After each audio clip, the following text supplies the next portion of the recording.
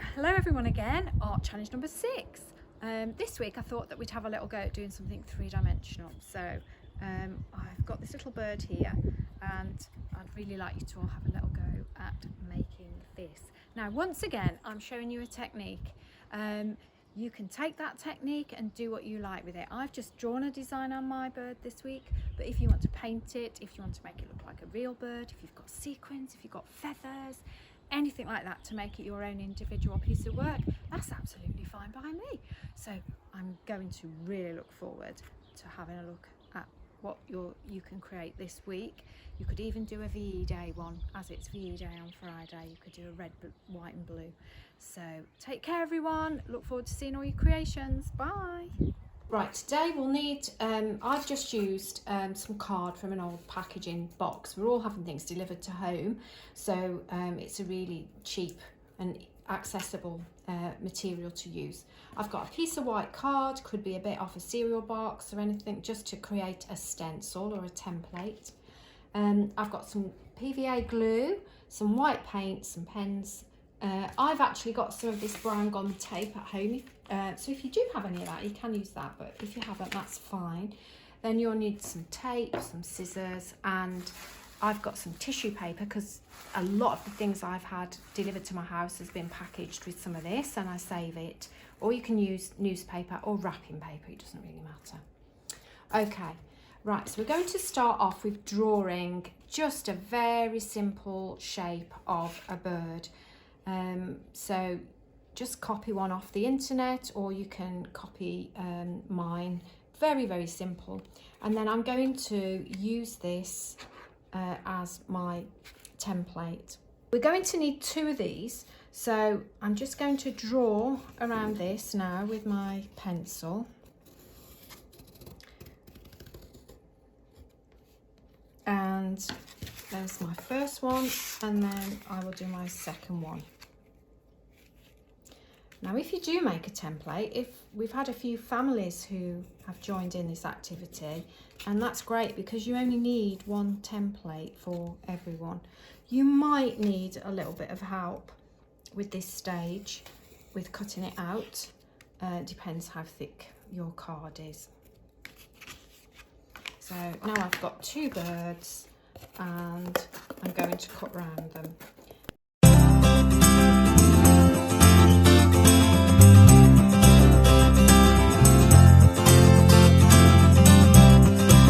Need to put in a tiny little bit of card in between the 2 birds, and it's to create this space here.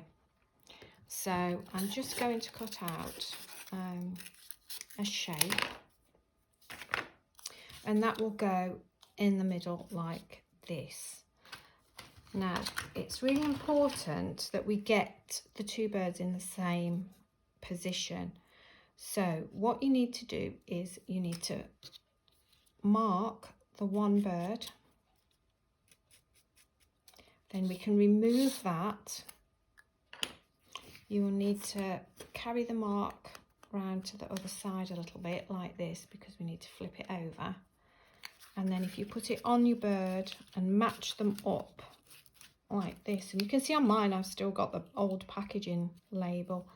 I'm just going to put 2 little marks like that, so that when I put these together, I know that they will be in the same place when we flip them over. Okay, right, then the next thing we need to do is we need to get our paper clips, and we need to bend these out. So you're going to leave one bit folded like that, and then just bend the other bit out. So I'll put it against the card so you can see. So you've got a loop and one piece that goes up, so you can see they're like a little foot and a leg there. You can see what I'm doing with those, I think. And then we'll do exactly the same on the other one. So you will have two little feet like this. Now what we're going to do with that is, because you've got a corrugated card, then you can slot it in. You can either do that, or you can tape it to the bird. I've got my little spacer piece of card in there now, which has created a gap, as you can see. The legs will move around a little bit at this stage. It doesn't matter at all at the moment. That will be fixed later on. The next important stage is you need to fix the beak together and the tail, and then once that's done, then we'll have our shape. So you can use some tape like this, a little bit of masking, or gum tape or sellotape. It really doesn't matter. It's whatever you have at home. So I'm just going to squeeze that on like that to keep it together at the beak. And then again at the tail end.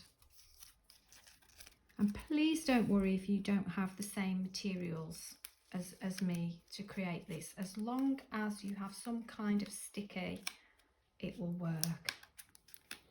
So that's what you're aiming for next. So you've got your spacer, your beak sellotape together, your tail sellotape together. Doesn't matter where your legs are, but the paper clips are in position.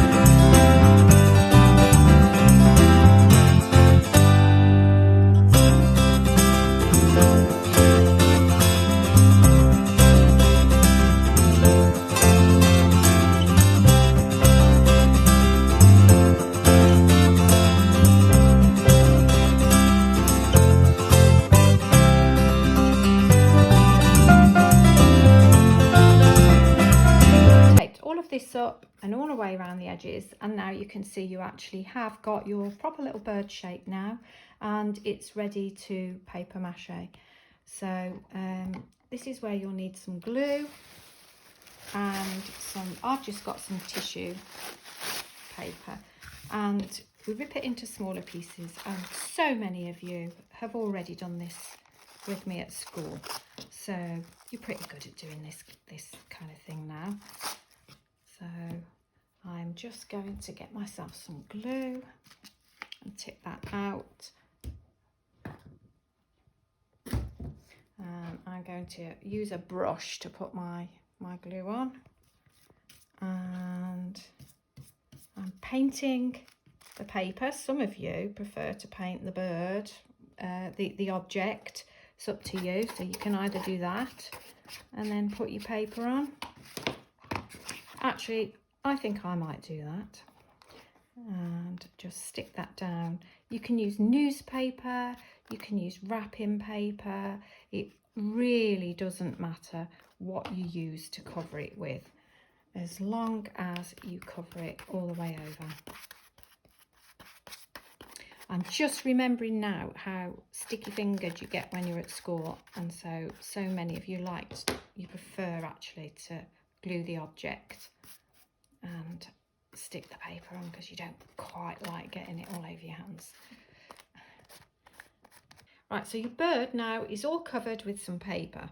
This is where we're now going to put it on a little stand.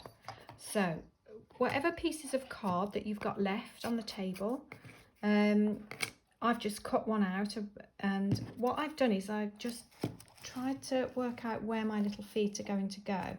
I put a little mark at the front, and then I've put a little mark at the back. So it's one there, one there, one there, one there.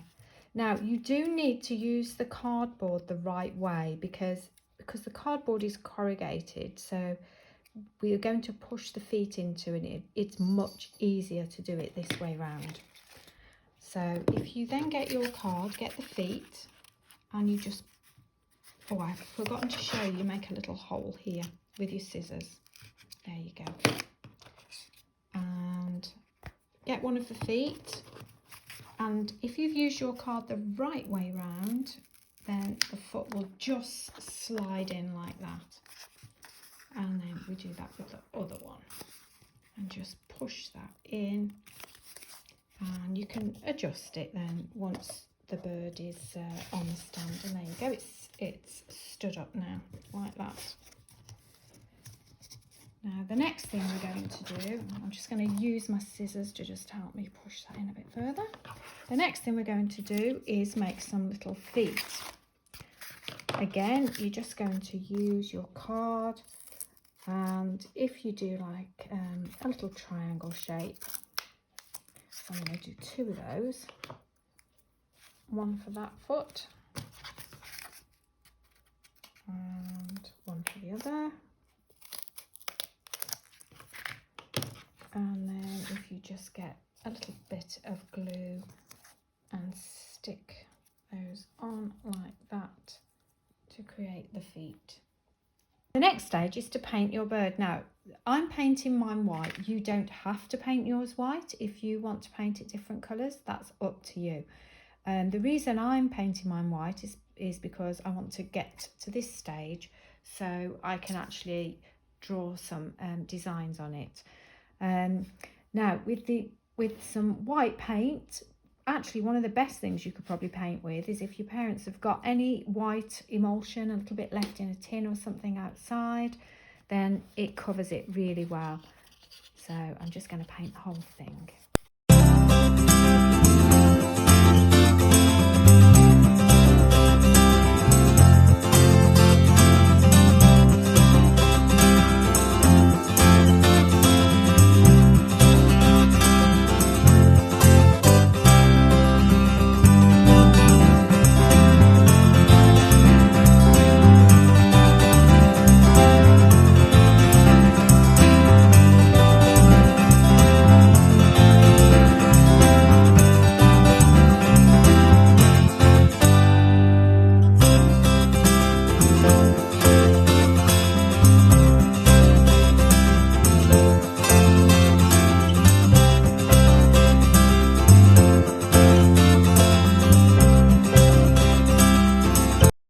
So now we've got our final model. It's obviously dry. You can't draw a paint on it until it's dry. So as soon as it's completely dry, there you go. It's ready for you to decorate. So I'm going to put on an eye. So I'm working out where the eye is, my bird, and I'm going to do an outline like this. Now, this is where it's up to you to use what you have at home. If you have a button and you'd quite like to use the button, then you could stick a button on there for the eye instead. Some of you might have some little googly eyes at home. You could use those. It's completely up to you. But what you do on one side, then you need to flip it over and do it on the other, and try and make sure that you get it in the same place. So I'm putting my finger where I know it is on the other side, and then I'm going to put my eye in again.